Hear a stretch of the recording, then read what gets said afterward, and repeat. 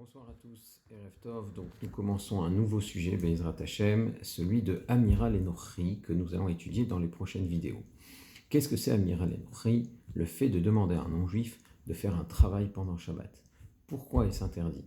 D'où vient cet interdit? Dans quelle situation cela reste malgré tout permis? Eh bien c'est ce qu'on va, Be'ezrat Hashem, examiner dans nos prochaines vidéos.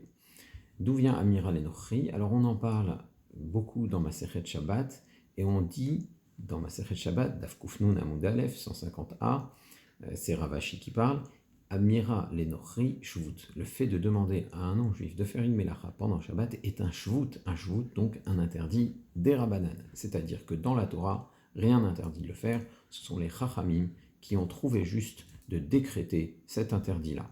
Cependant, le Rav Eliezer Mimes, qui est un Rabbi Eliezer donc de Metz, un grand décisionnaire médiéval, la fin de la période du Moyen-Âge, qui vivait en France donc, et qui est l'auteur du Sefer Yereim, lui rapporte une autre source, la Mechilta, donc des drachot, des enseignements des Tanaïm, des Braithot sur le Sefer Shemot, qui a plutôt l'air d'aller dans le sens de l'interdit de la Torah.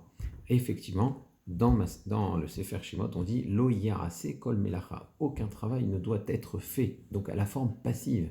Si la Torah s'exprime à la forme passive, ça veut dire que on ne doit pas seulement ne pas faire de melacha soi-même, ne pas faire de travail soi-même pendant Shabbat, on ne doit pas non plus être à l'origine d'un travail qui serait fait par quelqu'un d'autre pour qui ça ne poserait pas de problème. Donc demander à un non-juif de faire une melacha serait, selon cette source-là, un interdit de la Torah. D'ailleurs, les mots même de la Mechilta, selon la version qu'il rapporte, apprend de là que demander une melacha à un non-juif est un interdit de la Torah. La Mechilta a l'air très très claire. Donc comment réconcilier ces deux sources-là? Alors, il faut savoir d'abord qu'il y a d'autres versions de la Mechilta. Il y a le Ramban à la Torah, le Ramban dans son commentaire sur la Torah, qui rapporte une autre version de la Mechilta, qui ne dit pas que c'est une melacha de la Torah, c'est juste un travail des Rabbanan. Dans ce cas-là, il n'y aurait aucun problème. Le Gaon de Vilna va plutôt aussi dans le sens de cette autre version. Mais dans la version de Rabbi Eliezer Mimes, c'est un interdit de la Torah, et c'est intéressant de savoir quelle réponse Rabbi Eliezer va donner. Rabbi Eliezer Mimes. Donc le Rehem, donc Rabbi Eliezer Mimes, donne deux réponses. Une première réponse, il fait la différence entre deux types de Amiral Enochri. Il dit si je demande à un non-juif de faire un travail pour lui-même, mais dont je tirerai profit de façon indirecte ensuite, eh bien ça, ce ne serait pas un interdit de la Torah, mais un interdit des Rabbanan. Par exemple, je lui demande, alors qu'on est ensemble, allume la lumière, ou chauffe la pièce, ou va chercher des baguettes, va chercher à manger, et il prend la voiture, etc. C'est pour lui aussi, c'est pour lui qu'il le fait, il veut de la lumière, il veut du chauffage, il veut à manger, et j'en profiterai après, de facto. Donc ça, c'est un interdit des Rabbanan. Par contre, si je demande de le faire pour moi, et que lui n'a aucun intérêt à le faire, eh bien ça serait un interdit de la Torah. Exemple, j'appelle un voisin et je lui dis « Est-ce que tu peux chauffer ma maison ?» Lui, il n'a aucun intérêt. « Est-ce que tu peux me cuire à manger ?» Bon, enfin, dans les cas où ça reste permis, où ça ne pose pas de problème de cache-route, évidemment.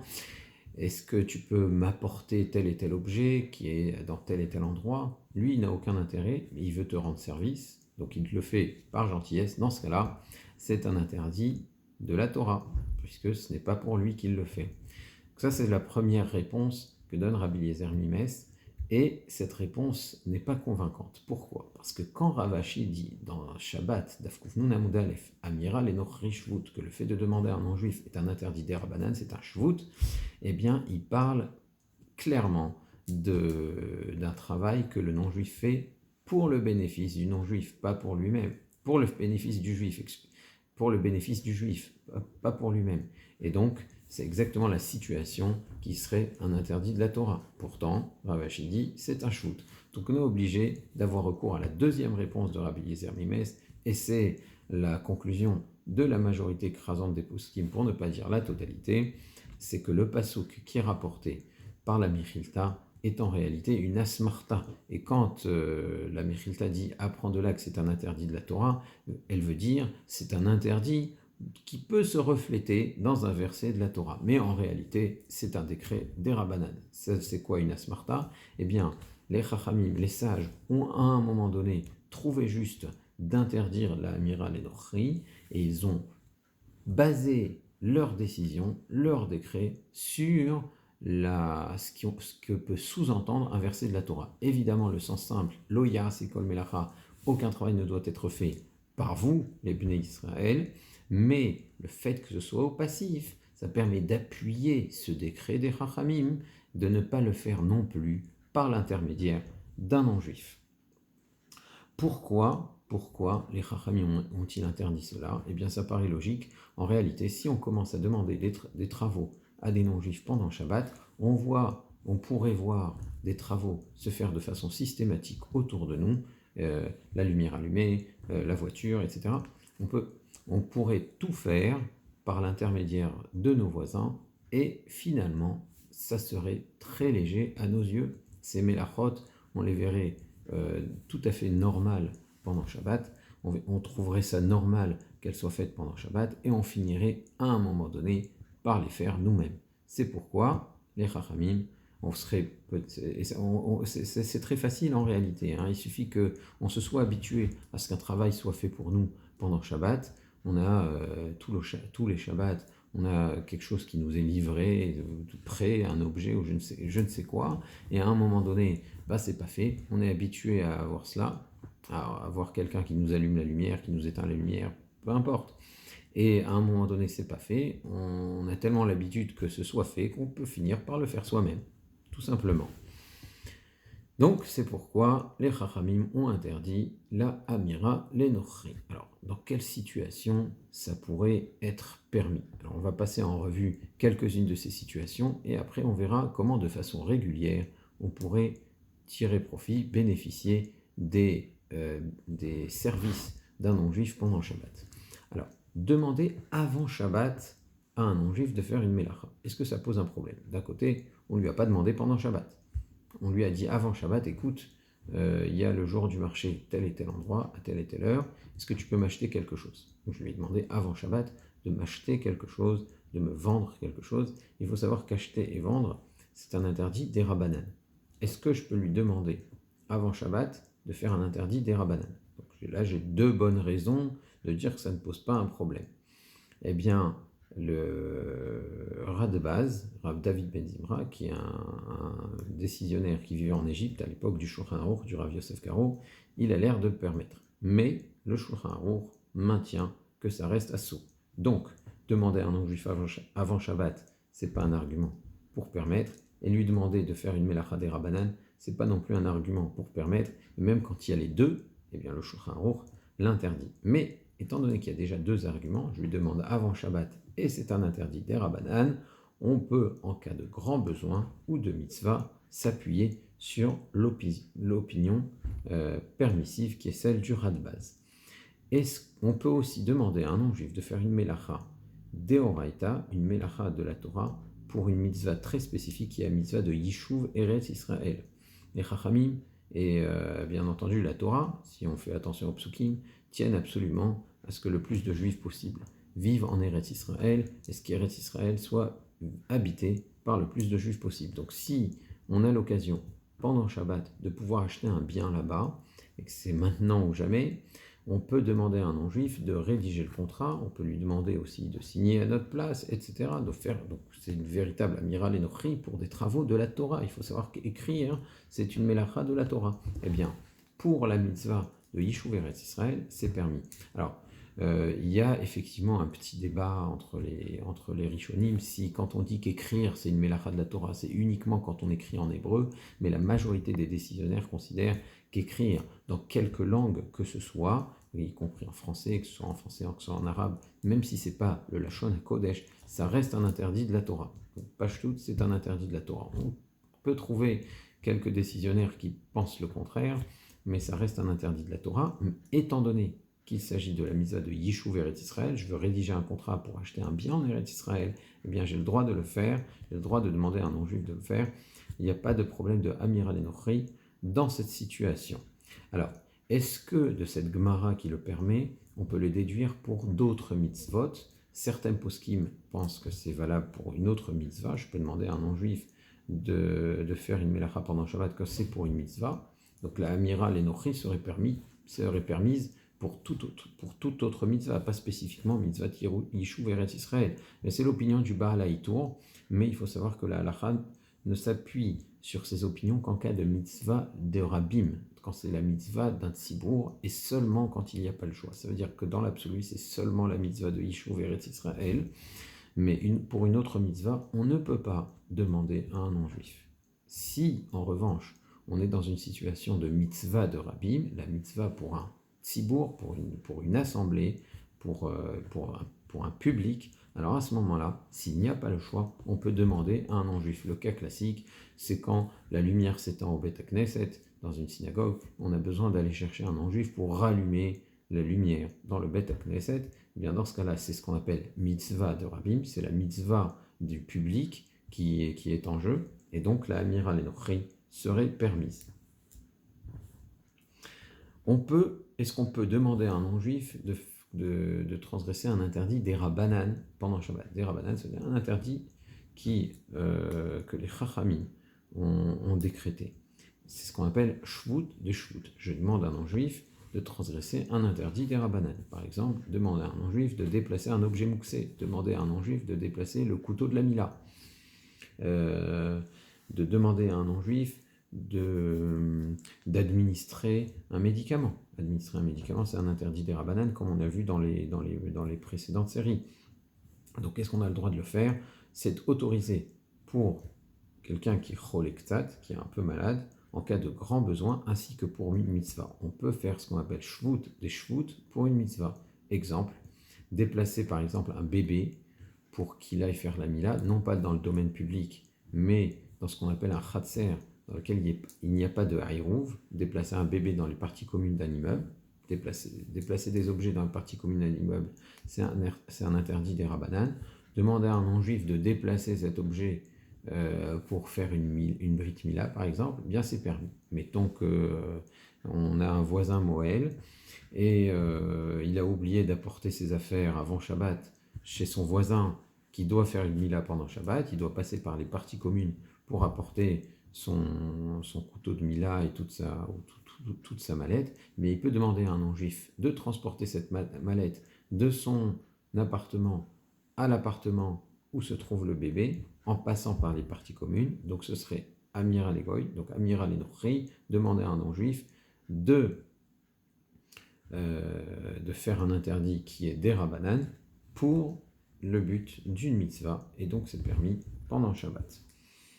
Le Siftei Kohen donne aussi un autre exemple à ce sujet. Par exemple, le Shach, il dit qu'une dame qui doit se tremper au mikvé vendredi soir et qui aurait oublié de se couper les ongles. Or, elle a des ongles trop longs et ça peut poser un problème de ce qu'on appelle chatzitza, ça ferait écran quand elle se trempe au mikvé.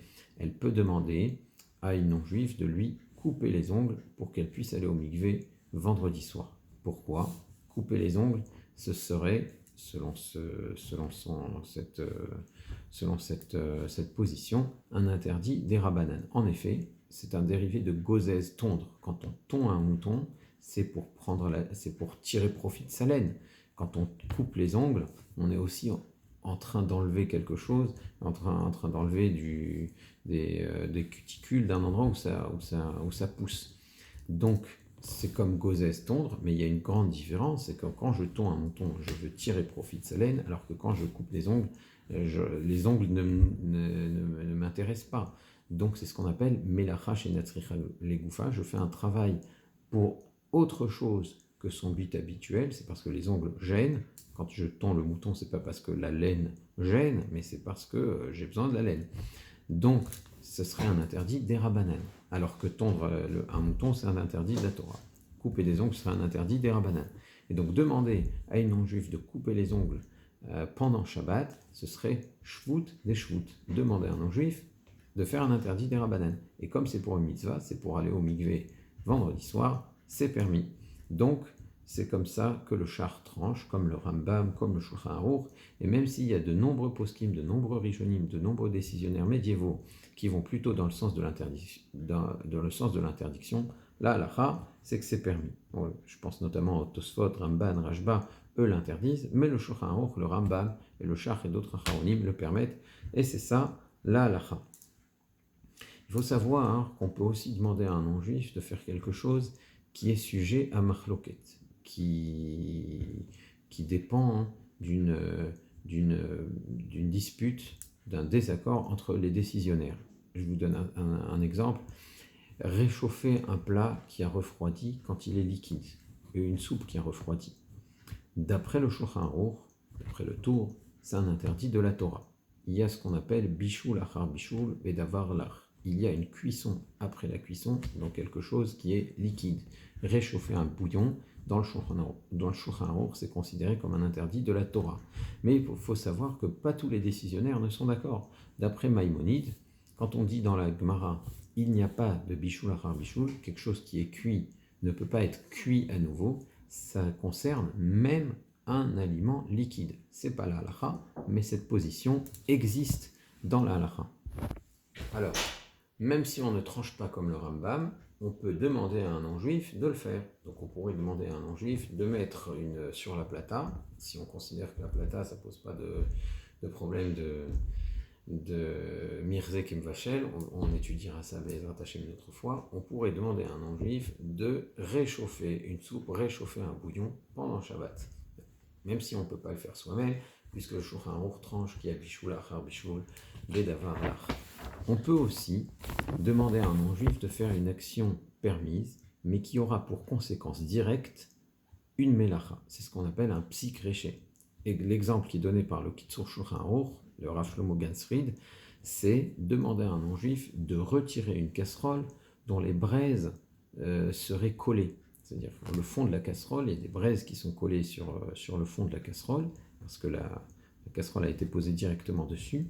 Le fait de retirer la casserole des braises, eh bien, étant donné qu'il y a des casseroles qui seront tirées il y a des braises qui seront tirées par la casserole, eh bien immédiatement ce mouvement d'air va raviver la flamme.